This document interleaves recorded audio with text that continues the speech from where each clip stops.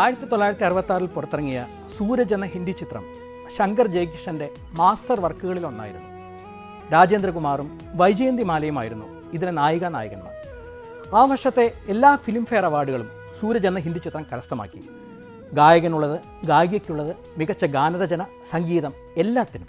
ഇതിലെ മുഹമ്മദ് റാഫിയുടെ സ്വർഗീയനാഥം അനശ്വരമാക്കിയ ബഹാറോ ഫൂൽ ബർസാവോ മുന്നിൽ റിലീസ് ചെയ്ത ഭദ്രദീപം എന്ന ചിത്രത്തിൻ്റെ നിർമ്മാതാവ് മലയാളികളുടെ പ്രിയപ്പെട്ട അഭിനേത്രി ശാരദയായിരുന്നു. ഇതിൻ്റെ സംവിധാനം ശ്രീമതി ശാരദയെ ഏൽപ്പിച്ചത് ശ്രീ എം കൃഷ്ണൻ നായരെയായിരുന്നു. ഇതിൻ്റെ സംഗീത വിഭാഗം വയലാറും ബാബുരാജുമാണ് കൈകാര്യം ചെയ്തത്. എസ് ജാനകി അമ്മ പാടിയ കാളന്തി തടത്തിലെ രാധ മനോഹരമായൊരു ഗാനമായിരുന്നു. അതിനു പുറമെ ദാസേട്ടൻ പാടിയ മനോഹരമായൊരു ഗാനം ഈ ചിത്രത്തിലുണ്ട്. വ്യത്യസ്തമായ ഓർക്കസ്ട്രേഷനോട് കൂടിയ ദീപാരാധന നട തുറന്നു.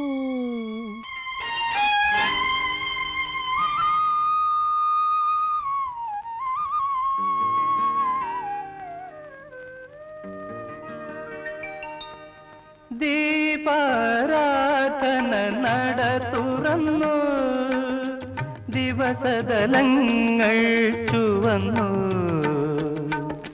ഭൂമിയുടെ കയ്യിലെ കൗമാര മല്ലികകൾ പുഷ്പാഞ്ജലിക്കായി വിടർന്നു വിടർന്നു, താനേ വിടർന്നു. ദീപാരാധന നട തുറന്നു.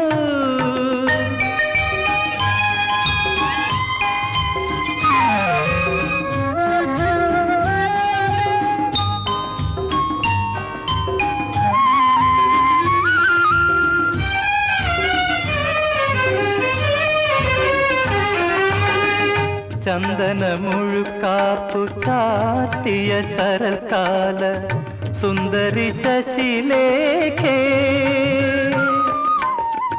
ചന്ദന മുഴുക്കാപ്പു ചാത്തിയ ശരൽക്കാല സുന്ദരി ശശിലേഖേ, നിന്റെ അരയിലെ ഈരൻ പുടവത്തുമ്പിൽ ഞാൻ അറിയാതെ തൊട്ടുപോയി. അന്നു നീ അടിമുടി കോരിത്തരിച്ചു പോയി. ദീപാരാധന നട തുറന്നു.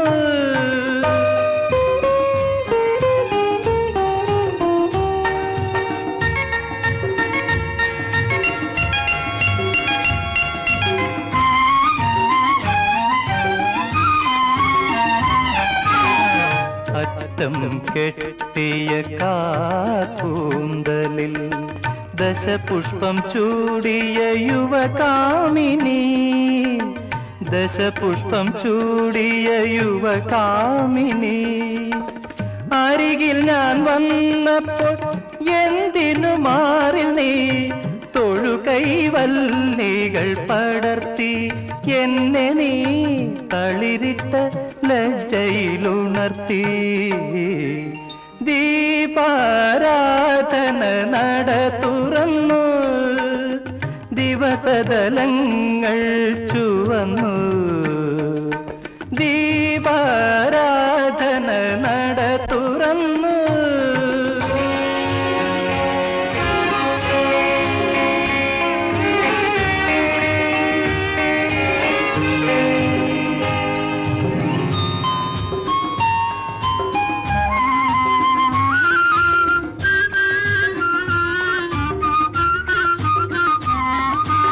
അനുരാഗ സരസ്വതി ക്ഷേത്രത്തിലെ കാവ്യസുരഭിയാം വരവർണിനി, അനുരാഗ സരസ്വതി ക്ഷേത്രത്തിലെ കാവ്യസുരഭിയാം വരവർണിനി, ഒരു രാത്രി കിളിവാതിൽ തുറന്നു വയ്ക്കൂ എനിക്കായൊരു ദാഹമായി നീ ഉണർന്നിരിക്കൂ.